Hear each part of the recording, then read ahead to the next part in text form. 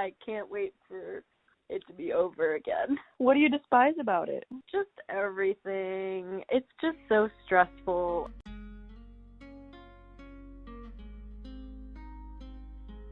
Searching for work right out of college is never easy. Now trying doing that in the middle of a worldwide pandemic and an economic meltdown.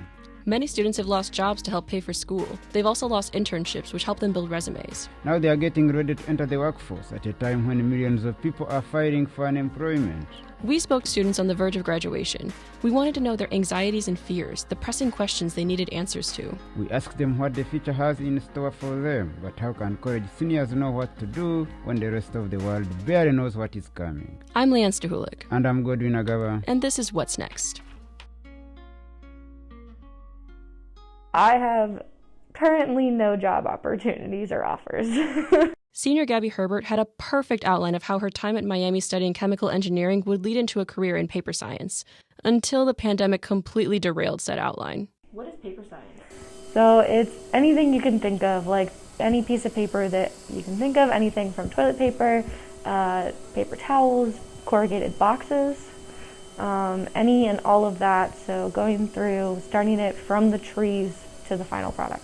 Miami is one of only 7 schools in the country to offer a paper science degree. Pre-pandemic, going into this industry would have basically guaranteed her a job out of college. Normally they are coming in and asking, how many seniors do you have? Okay, we're getting all of them. But this year, when all of our companies came in, they were like, we know we want internships, we're not sure about jobs yet. So all of us seniors are, instead of like having plenty to choose from, we're all kind of looking at it wondering what we're going to do. The risk of spreading the virus, plummeting quarterly in numbers, potential customers staying at home. These are just a few of the reasons employers are hesitant to hire during the pandemic. According to the U.S. Bureau of Labor Statistics, the unemployment rate in March shot up by nearly 1%, which translates to nearly 1.5 million more unemployment claims. And with a few weeks left until December graduation, seniors like Kate Whitehair have even less time to finalize their next steps. When the pandemic hit in March, Kate had one pretty overwhelming thought. It's like, oh my God, oh my God, oh my God, what do I do? The pandemic threw off their senior psychology major's plans for an internship this summer. It also guaranteed she couldn't easily get a part-time job.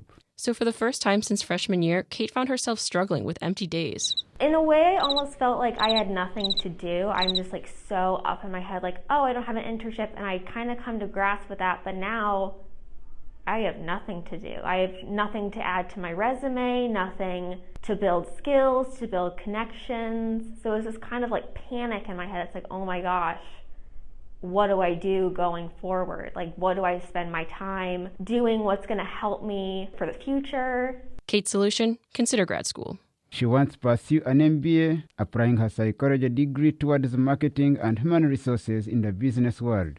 But she didn't decide on this route until recently. For a long time, Kate bought into the idea that after graduation, she had to get a job, move out, and start her life independently.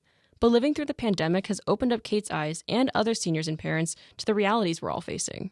They're fine with me coming home, even up to a year, as long as I am taking classes and I'm like working sometime. So I'm really fortunate to have parents with that kind of ideology, because my parents were both raised in families where you graduate high school, you go to college, you get a job, like you don't live with your parents anymore. Just to cover her bases, Kate has still attended a few job fairs and applied for positions in the psychology field. But with the pandemic still raging and everything moved to phone or virtual contact, job hunting suddenly seems way more daunting.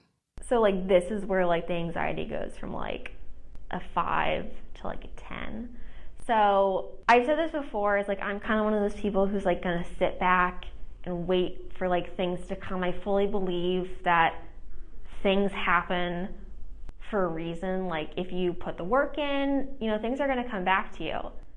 But that doesn't really apply in this case. And I guess there's nothing wrong with having to do the work, but it does make it more stressful that you have to, I guess, fight for it a little bit more. Competition for jobs post-grad is ruthless enough, even when there are not a limited number of spots. But add in the stress and complications of the pandemic, and seniors like Gabby and Kate have to work 10 times harder to get any offers. And nobody knows that struggle better than Taylor Gordon, a political science and statistics major who graduated this past spring.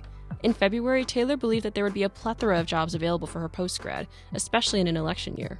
But it took 6 months for Taylor to finally get what she wanted. So I was really almost, I had almost lost hope when I got the call that I was offered the job.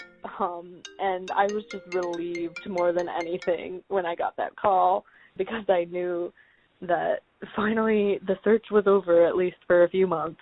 Taylor first interviewed for this job back in April. When they didn't immediately get back to her, she decided to follow up and see if they'd come to a decision. She sent email after email over the summer, finally hearing back in mid-July and getting offered the job in August. I applied to upwards of 100 jobs, probably more, and I heard back from maybe 7 or 10. Taylor says half of those responses were no's, and the other halves were interviews and eventual no's. The radio silence and continuous rejections caused Taylor to question whether all the work she'd put into her college career had been worth it. You gain all these skills and this confidence in college, and you feel like, who wouldn't hire me, you know? Like, I have all these skills, my skills line up with this job, why have I not heard from them?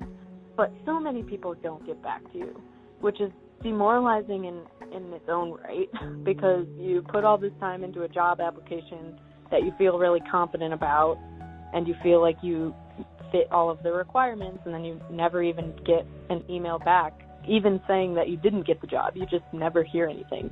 And when that happens over and over and over again, that can be really demoralizing. But Taylor didn't let these feelings get the best of her, instead focusing on the aspects of the situation that she could control. Don't take it personally, basically. There's a lot going on, especially now with the pandemic. You don't know where the recruiter's head is at. You don't know who else has applied for that job that might just have a slight edge on you. You know, there's so many factors to this. So just don't take things personally. Don't let it derail you. Just keep going, and one day you will get that yes. Perseverance and tenacity is the name of the game. That's the hard lesson Gabby is learning right now. In September, the paper science department hosted a pre-career night for its students. The night was supposed to be Gabby's chance to rub shoulders with various recruiters. But the pandemic turned the night into a virtual event, with students getting just 5 minutes to talk to each representative. Can you hear me? Almost every company was like, we don't know what we're doing about full-time hires. And it was like, great, I almost feel like I'm wasting my time at this point. Based on Gabby's outline, she had planned to have a job offered and accepted by December, but she now realizes that she's in the job hunt for the long haul, and she has to consider her options. Gabby's considering alternative jobs in consulting and data analysis, but at the end of the day, her biggest dream is still to find a position in the paper science field. So I really like the paper industry, and I'd love to go into it, and I'm really hesitant to look outside of it. My dad worked for the same company for 35 years, I think. And so that's kind of always what I pictured I would do. Not everyone is as set on a specific plan as Gabby is. 2020 grad Ashley Mickens, for example, considered leading a French tour group, applying to grad school, and becoming a national park ranger before deciding on her current job in data collection. So I left home on August 3rd, and then I went through some training, and I was in quarantine until August 10th. And from August 10th to September 30th, I was on board, and I did not set foot on land. What? I thought you guys stopped in port. Yeah, so we were in port, but the only way you could actually leave the boat was if you were leaving for good. So we were not allowed to get off the boat. We had to stay on the boat, and I think it was specifically unless you had clearance to leave for maintenance of the boat, or you were actually leaving, you had to stay on board. Ashley collected data for regional planning services on a ship in the middle of the Atlantic. She tracked dolphins, turtles, and whales and wrote reports to make sure the company wasn't breaking any regulations. After graduating with degrees in environment science, sustainability, and French, Ashley originally planned to put these to use over the summer.